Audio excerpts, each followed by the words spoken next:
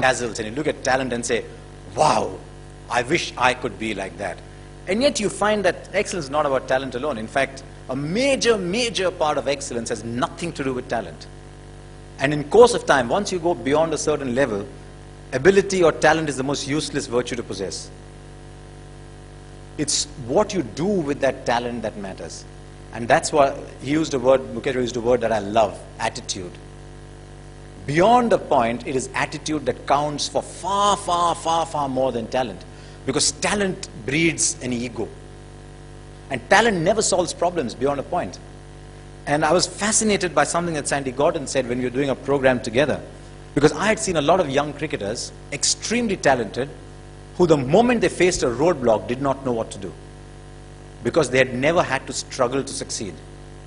They always used their talent to succeed. And Vinod Kambli is an example of that. The moment Courtney Walsh bounced him in Bombay, he was 22 years old. Was he? Yeah, he was 22 years old then. In 1994, he was 22 years old. Didn't know what to do, did not play a test match after that. His last test match was when he was 22 years old. Just did not know how to play the bouncing ball because talent had solved everything for him before. In the Australian Army, when they are, and this is something that doesn't come from sport, but it's something a sports scientist told me, that when they're building an elite core team, they look at your career record, your track record, and if you've never failed, they don't pick you. They don't pick you because they say, if this man experiences failure, will he know what to do? They pick people who failed and bounced back. And that is where your attitude comes through. And, I mean, let's look at excellence. What is excellence about?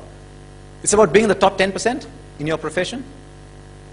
I mean, I know I'm talking to people who want to be in the top 1%, but there are a lot of ordinary people around us around. So let's say top 10%.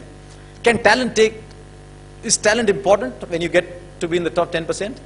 I mean, everybody in the top 10% will have the same talent, right? So what's your USP? It's what you do with the talent that counts. And unfortunately in our sport, and I think in India as a nation, we're dazzled by talent a great deal. I have found that beyond a certain time, in sport, as indeed in broadcasting, that your work ethic and your attitude counts from far more than talent. I mean, Tendulkar is a prime example. The moment you say Tendulkar, if I asked you to, if you had one of those things that talk show hosts do, I'll give you a word and you give me a connecting word in one word. You say Tendulkar, people say talent, right? He played 55 games as a 14-year-old without a break. 55 days. He'd practice for 2 hours, play a game, practice 2 hours, fall asleep on the dining table. And do that 55 days in a row. That's attitude. You know, we think, and this is something we talk about in our corporate lectures as well, where we advise against talent. When Tendulkar was born, it wasn't that this nurse picked him up and said, here, Mrs. Tendulkar, here's 70 hundreds for you. Yeah? It isn't Tendulkar's talent that's produced 70 hundreds. It's his work ethic, it's his attitude, and more than anything else, when you reach the top, it's his passion to perform.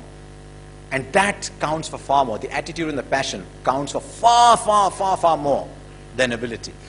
Ability opens the first door. It might open the second door. It's not going to open the last door for you. Because the guy who's bowling the ball at you has got equal ability as you. He's not going to run up to bowl and say, oh, sorry, you're a genius. Sorry, I'll give you a simple ball. Which is what India's bowlers did in 1948 when they went to Australia. They were so much in awe that they said, we are going to bowl to Bradman. It was understandable in those days.